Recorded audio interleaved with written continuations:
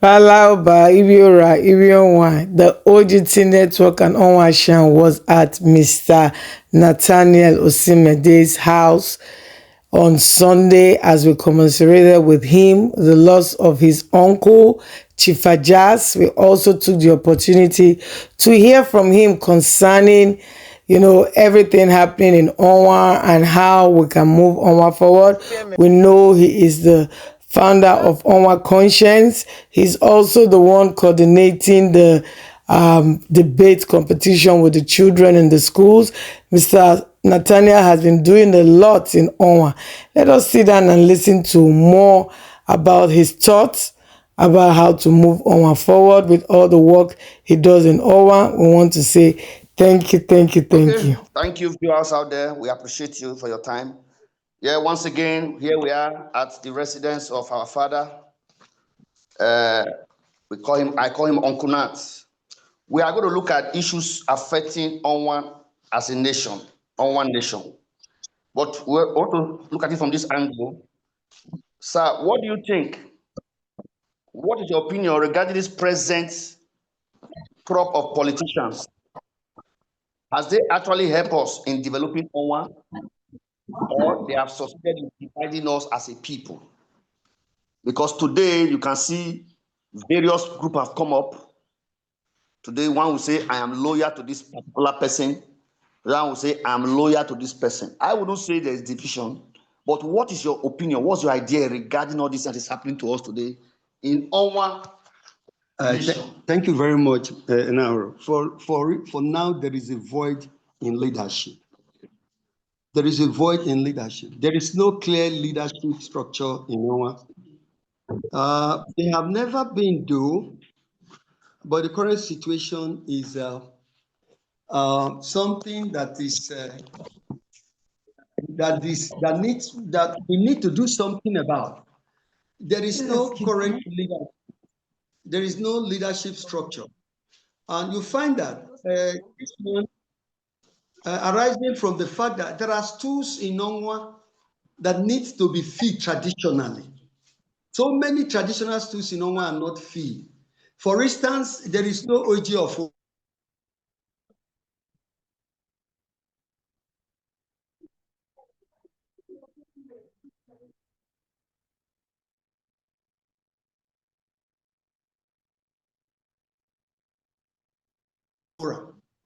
For instance, no Okuma. Can I continue? Can I continue? Yes, we can hear you. We have like about 10 minutes. That's fine. Yes. Okay, so the vacant traditional stool has contributed to the void in political leadership, economic leadership, social leadership in the whole of Onwa. When I say leadership, there are no personalities that Onwa rallies around when it comes to business development, when it comes to social, the social activities of the people, how the people live, what they do. There is no leadership structure. There is no leadership. There are no guides apart from the traditional guides that have existed before now. Now, there is no political leader. Clearly, there is no political leader in Onwa, and that is a problem. And that is why the Onwa nation seems now to be playing second fiddle to some of the other tribes in Edo State. Now, I will not say the present crop of politicians have divided us, because the question is, what do you think the present crop of politicians have done for Onwa? Have they divided us, or have they helped to develop Onwa as a people? Well, yes, they have not divided us, but politics has divided Onwa people because we are different political parties. Now, it would be crazy for anybody to expect the whole of Onwa to belong to one political party.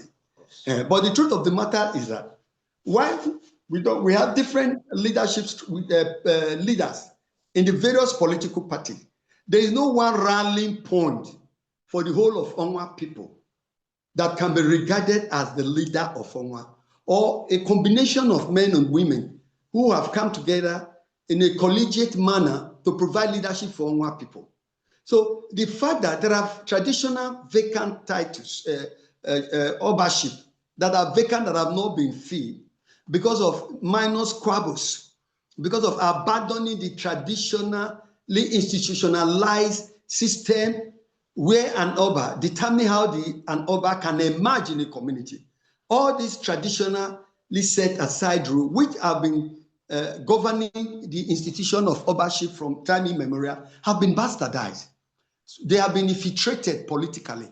And then you see people having the sense of independence are beginning to want to carve out from the clans to form their own villages and village heads. You now see village heads trying to emerge where you used to have a clan head. And especially with our educated folks. They are the major problem we have in this failure in being able to successfully get people to occupy either their ancestral throne or through whatever process Obaship emerge.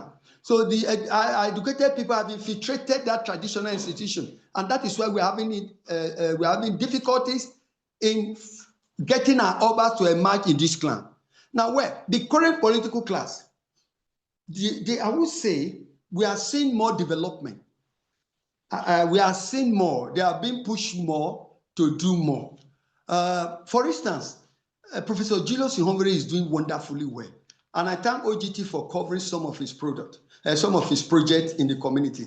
Every day, new projects are springing up. Courtesy of Professor Ihonvere's attachment to his natural roots and the need to make sure that Onwa gets along and begins to move.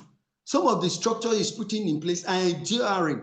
They are capitalist projects that will usher in further development even after Ihonvere's administration. Yes. And that's why the project is putting on ground, like in education, in health, taking primary school, giving a good seat and the rest of them, is creating, a generational leapfrog that will help to boost education in Onwa as time goes on. And Blessing Agbebako, he has a project of the Light Onwa project, Light Up Onwa project. From the way he is going, every community is going to be linked up with street lights. Yes. He's giving out transformers, and he's giving out jobs to people. He's empowering people, in a tremendous manner, like we've never seen before. Under Blessing, a lot of Onwa people, not only Onwa West, have been empowered, young men with pensionable jobs. And then he is also trying to open up the locality, like the Sobe Sabongida Ora Road, which has become a major artery, opening up Onwa for traffic, both vehicular and human traffic, crisscrossing between the north and the south of Nigeria, between Lagos and the northern axis. They must pass through Sabongida Ora, and that has opened up Sabongida Ora. And communities like Ugbubezi, which used to be farming community, they are opening up. And then you find that those communities are no longer rural. If you go there now, the economy of that place has changed, where you can buy very cheap plantain in the past for 1,000, 2,000, because people come from all parts of the country. The community is the major hub of the supply of plantain and elubo to Lagos and other parts of the country. So I will say the present crop of leaders, in as much as we don't have one figurehead as a political leader of Onwa, the current crop of leaders who have emerged through the ballot box, this crop of leaders who have emerged through the ballot box are really doing well for the Onwa nation, because they are developing every aspect of life of the people: scholarship, health programs, infrastructural development, job opportunities, and so on and so forth. So it is politics that is tending to divide Onwa people. Not the leaders. Okay. The leaders are maintaining, like yesterday I was in Blessing's place. There was this call for unity amongst the leaders of Onwa. All the people who spoke in favor of Onwa uniting and coming together, so that the contribution of these persons will be better appreciated in Onwa nation. So they have not divided Onwa. Politics has divided Onwa. And that is why the conscience has come in to say the Onwa nation needs to come together so that we can reenact the identity of the Onwa man, Onwa woman in the whole of Edo North. We don't play second fiddle to any of the other nationalities in Edo North. Onwa has always been first. Said. Well said, sir. So well said. That is why I said we need to really glean from you. You have mingled, you have been in Onwa, you have worked in Onwa, you have taught in Onwa, you have carried Onwa as a project. And that is why, I know you have this platform of Onwa Conscience. We are so glad that we got this opportunity to meet you. We want to really continue to work with you so that you can educate us more. Like I say, we are younger than you and we need to learn more from you. Now he has told us more about that politics is what has divided us, not our leaders has not actually divided us, but it was politics, because it's not possible for everybody to belong to one political party. It is not possible. On a normal size, it is not possible. But like what our father said, I also wanted to take you back to our culture, because every community has a culture. Can you give us a brief history? Okay. A brief history of the Onwa people. Who are the Onwa people? Their culture, their languages. Because we have various languages in Onwa. We have the Otuos. We have the Emine. The other side, the Afus, they call it the Emine. Yes. Then we have the what's it called? The Iuleha people. Yeah. They also have the way they call them. Then we also have the Ora people. Can you also take us through? Well, unfortunately, there are very many narratives Yes. of the origin of the Onwa people. Okay, sir. But we generally believe that we are the descendant of a prince of the Benin Kingdom. Okay. At the time, a prince had to leave Benin Kingdom. Some say Prince Ozolwa. Yes. And then when you get to Onwa, they will tell you Prince Emai.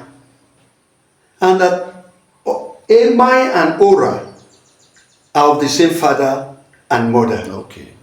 And then they will tell you some historical perspective will tell you that the Iulehas too, Okay. they are equally descendant from the Benin Kingdom. Okay. Now we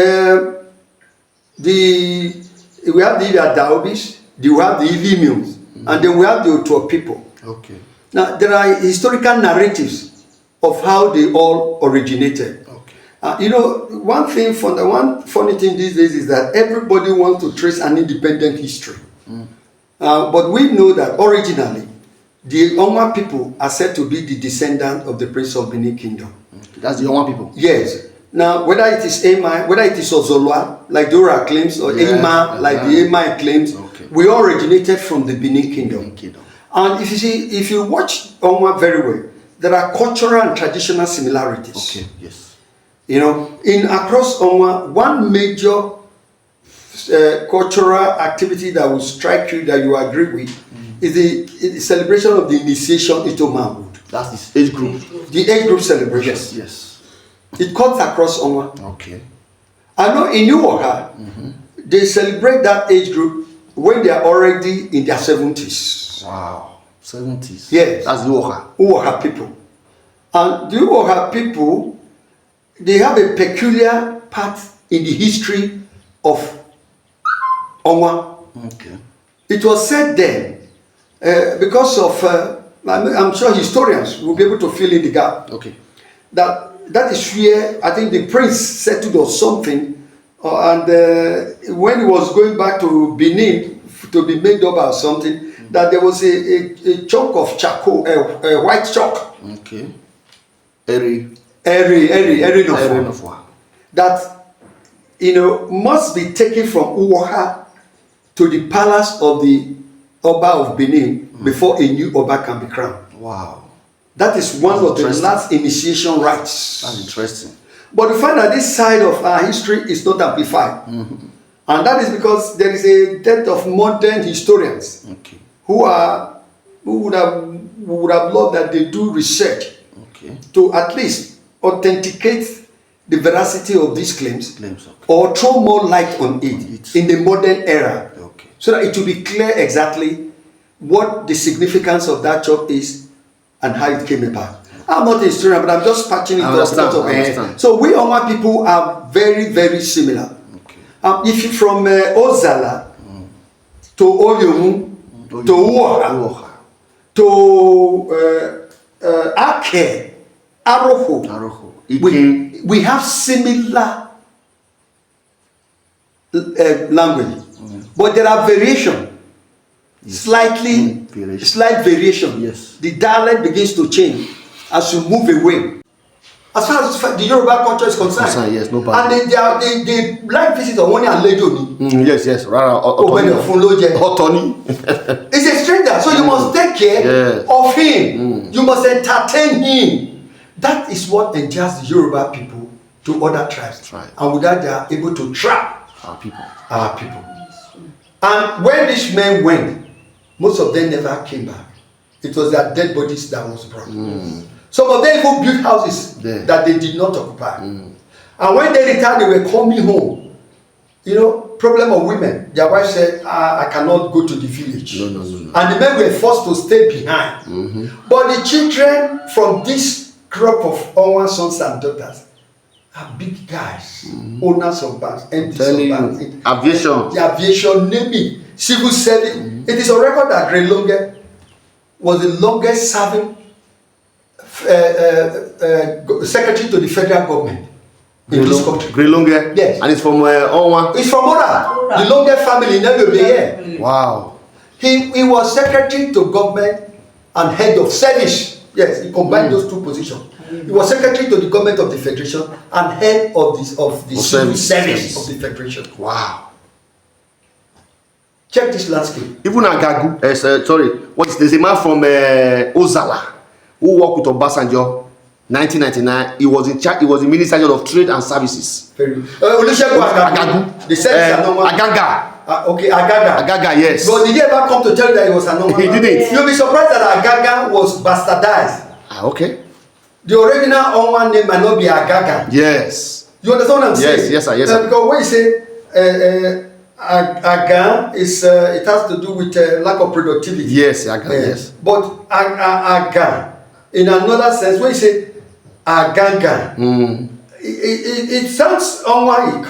Okay. And it sounds like Yoruba. Yes. But people said it was an Onwa. Yes. So they are there like that. They don't come home because their parents never brought them home. Yes, sir. And they themselves don't have the desire to come home. Because their cousins and aunties that goes there to ask after them don't go there to sell the idea of coming home. They go there to ask for assistance. Definitely. And support. And once they get it, they come back to the village. You get hold of me, brother. Wait, I may boy here, man. Ukuta my brother, not Rezoa, not Rezoa, not Rezoa.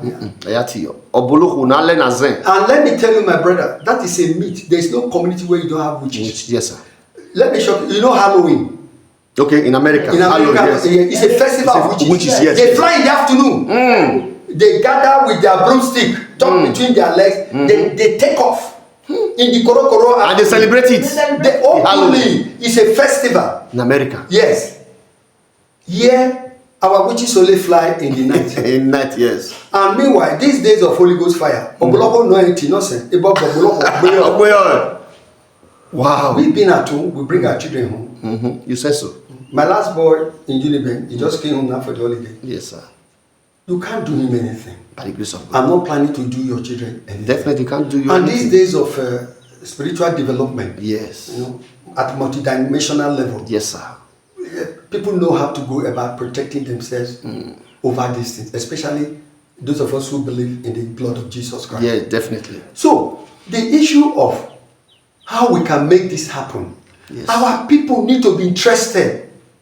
We need to organize summit. Yes, sir. That's why I'm going to. I'm preparing a memo, which I want to hand over to the speaker. Okay. In that memo, I've listed several things I think the speaker can use his capacity to do. To do for us. Yes.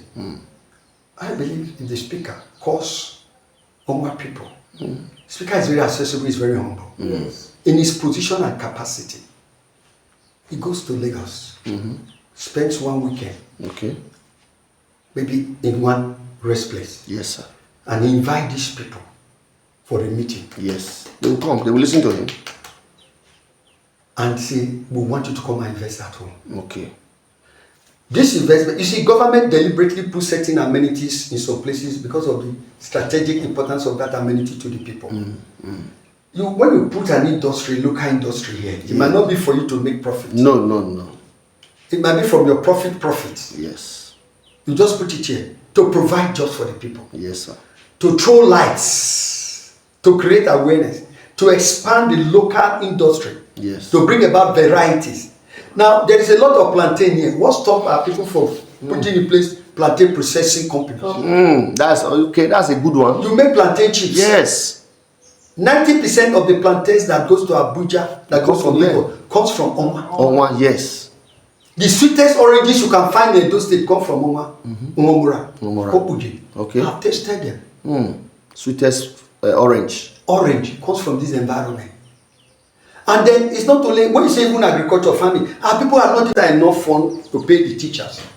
Then we now make sure that at least in every primary school, there is a language teacher. Yes. Okay, yes. As part of the curriculum. By that, we'll be promoting our culture. Definitely. Now, the Onwa man does not have a clear, identified dressing mode. Okay. But you see, even the Benis, who today they are promoting the skirt, Jubuluku and top. Yes, sir. With beads on their hands and legs. I have beads. I'm a cultural ambassador. Okay. I wear them on special occasion. Onwa people can deliberately redesign a dressing for the modern Onwa man. Okay. And then we promote it, put it there on the internet. In our various marriages ceremonies, we encourage our people to wear that particular design. In those days, now we the hand woven cloth. Yes. But right now, where are the weavers? That is one aspect of our culture that has gone into extinction. Ayaki kou. You plant cotton. Yes, they plant it. They plant cotton, and when it blossoms, you remove the seed. You use the seed to cook. Wow. And then they cut it ball. There is a way they prepare it with ashes. They begin to beat it together. Make it tiny with ashes. And then they get a long stick with a round calabash at the base. They spin that stick. The stick begin to turn round. And the cotton, the wool, the bulb that you saw a while ago, that's been built into a tray by these traditional people, becomes a tray. Wow. You wing it around that structure, and that is the one they use when they are weaving. Okay. The weaving, the weaving structures have disappeared. They used to be at the backyard. In those days, you go to abundance. Wow. Oto people were very good at weaving. Oto, Ikin, Ikao, and even Ora or Emma here. They weave it. And women, when they weave, their parents use it. They wrap it around their waist. They put one across their chest. But we are saying, but the South African dress that way. Really? Yes. But we call it primitive. I was in Taiwan 3 years ago. The people that came from Eswatini. Okay. There was a young man who came from Eswatini. That's in Taiwan. No, yes, we were in Taiwan together. Okay. There was this program for African elites. Okay. They selected people from different African countries. So he was wearing a nika. He wore a nika throughout and a little piece of cloth around here, and then with animal skin around his hands. And I was saying, why don't you put on a shirt? He said, no, this is how we dress in Eswatini. Wow. This is a symbolic dressing for special occasions. Wow. So we all can develop a dress sense. It does not take rocket science. At all. It takes willingness to embrace your culture. Okay. Any man who loves his culture, we accept innovation in the culture, so long as the originality is not lost. And then for tourist attraction, we need authenticity. Okay. Tourists want to see original and authentic relics. Okay. They don't like fakery. No. When you say this cutlass is 200 years old, they want to see, look at it and believe that it is 200 years old. Yes. If you say this man can do this, let me tell you, in those days when they were doing Irikpekpe dance. Irikpekpe? Yes. You know that one? That is a spiritual, it's embroidered, it's some mysticism. Okay. Onwa has mystics. Yes. Wow. We have mystics. There is mysticism in our traditional practices. Yes. The when they are dancing, this man will throw, you know, this thread for sewing thread for machine. Yes. He will pick it up and throw it into the sky. You see the rope hanging. He will jump on the rope and be climbing it. That's mystery. Yes. Wow. He will be in broad daylight. He will be climbing it in the glare of everybody. But does that happen again? Who took it up from those people? Wow. And that because the younger generation are not interested. And then the invasion of the handset has done a lot of damage to our culture. Even the cultural revival now will be swimming against the time. But it is doable if we are committed. Because everything today is polluted. So any authentic and natural, original cultural concept that is being reenacted with physical presentation that is interesting and exciting to the eyes will be embraced. Wow, thank you so much. In fact, it's awesome. I'm so happy because I've learned a lot with this our culture of a thing. I also advise that we should also go back to those days. This is a time for every Onwa citizen, wherever you are, whether from Nigeria or outside the country. We need to promote our culture, and that's what our father is just telling us. Uzo Kasa, yes, we need to go back to our history. We'll be talking more with you. Thank you.